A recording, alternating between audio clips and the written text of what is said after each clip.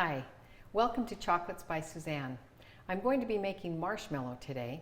The recipe that I'm using will make about 144 pieces, as I am going to spread it into my candy pan that cuts the 12 by 12 inch pieces. All the pieces will be dipped in chocolate, some will be rolled in toasted coconut, and some will have toasted almonds for Rocky Road pieces, and some will just be plain marshmallow dipped in chocolate. We will start by softening 1 1/3 packages of plain gelatin in 1/3 cup of cold water. And you put that in your large bowl to your mixer and just let it sit there and soften while you're cooking your candy. In a deep saucepan, you'll want 1/3 cup of hot water,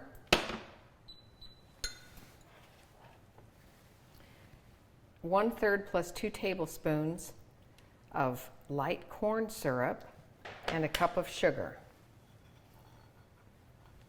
Oh, also into your softening gelatin, you just want to put a dash of salt, not very much. Okay, so over medium heat, you're going to bring your mixture to a boil. I know it doesn't seem like a lot, but when you start to beat your candy, marshmallow seems to grow. So it will be a lot more than what it appears in the pan. Once you get your sugar dissolved, you'll wash your pan down, the sides of your pan inside, with a pastry brush to stop any sugar crystals from forming. This seems like a much deeper pan than what the ingredients are, but it tends to boil up when you put the lid on it to boil. So you're better off having a deeper pan than one that boils over. Once your mixture starts to boil, you'll want to go ahead and put your lid on it for 3 minutes. And after the 3 minutes are up, you take the lid off, put your candy thermometer in, and bring it to 238 degrees. Okay, we're at 236, 237. This is going to go quick. And once we get to our 238, we start pouring slowly into our gelatin.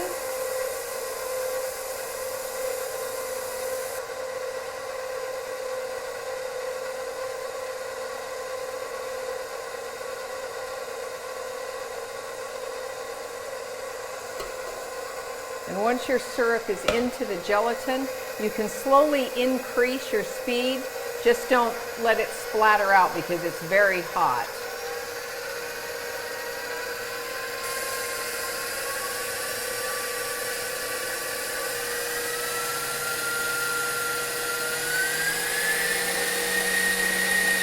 And you'll want to add your vanilla, about 1/2 teaspoon of vanilla once it's beating. And this is going to be for about 15 minutes, just until it's nice and stiff and you see the peaks, and then you'll be pouring it up into your pan. I have pre-buttered the pan. Anything that touches this marshmallow, you want buttered. Your scraper, your spatula, and any other tool that you use, because it's very, very sticky. Okay, we're ready to pour up. As you can see, it's nice and white and fluffy like marshmallow. Although, as I've stated in other videos, candy can be temperamental, and this one didn't seem to puff up as much as I thought it would.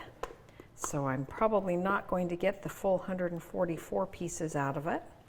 So I've dammed off a little bit of my pan here so that I can fill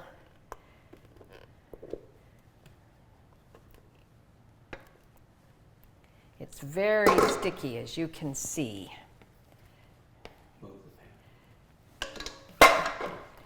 So we'll spread our marshmallow here.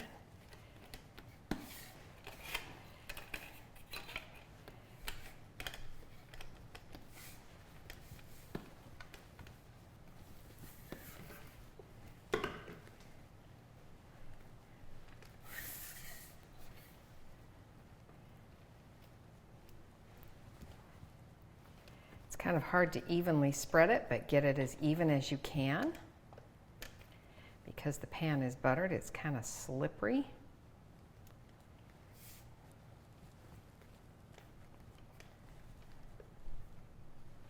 Once it's cooled and set up, you can cut it into your desired pieces. Once your marshmallow is set up and you've cut it into the size pieces that you want, roll it into powdered sugar and then separate them on a wax paper lined cookie sheet so that they don't stick together. And if you're going to dip them in chocolate, you'll be patting off the excess powdered sugar before you dip them. Thanks for joining us today. Welcome back to Chocolates by Suzanne. The dipping demonstration today will be coconut flips and rocky roads. These have a marshmallow center that is dipped in chocolate and rolled or flipped in toasted coconut or toasted almonds. It is best to have a helper when you're dipping these. With one hand coated in chocolate, it's difficult to cover the candy in coconut with the opposite hand. I've done it both ways, and trust me, it's much easier with a second person. After dipping in the coconut, let the pieces of candy dry for a few minutes, then put them on a tray lined with wax papers. For rocky roads, dip the marshmallow piece into the chocolate, coating completely, then set the piece into toasted chopped almonds.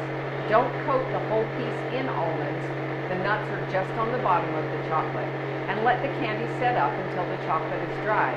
I mark these with a little swirl dot on the top.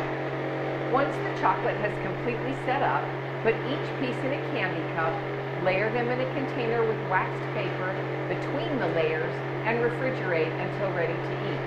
Most chocolates are best if left out at room temperature before consuming. Okay, let's start dipping. For the marshmallow, turn the piece upside down,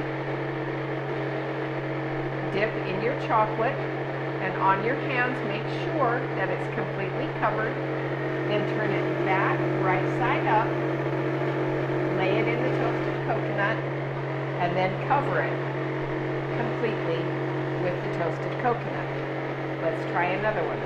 Something else I forgot to tell you, because you have the marshmallow rolled in powdered sugar, you need to tap off all that powdered sugar before you start.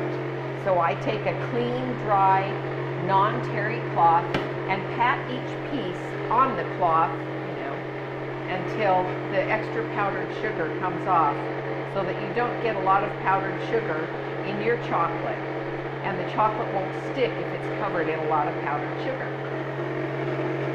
Again, put it in the toasted coconut, then cover it completely. Then the next one, upside down in your fingers, swirling around, covering it with your thumb, and then cover in toasted coconut. Let's try a rocky road. So you get your piece upside down, dip it in your chocolate, roll it to make sure it's completely covered, tap off the extra chocolate, and then just set it here on the nuts. And here's my little swirly top. Okay, let's try another one of those. If you're wondering if I ever drop the pieces into the chocolate and have to kind of dive in after it, yes I do. On occasion they do come off your hand, and then your chocolates, you have to kind of get your whole hand chocolatey to find that piece.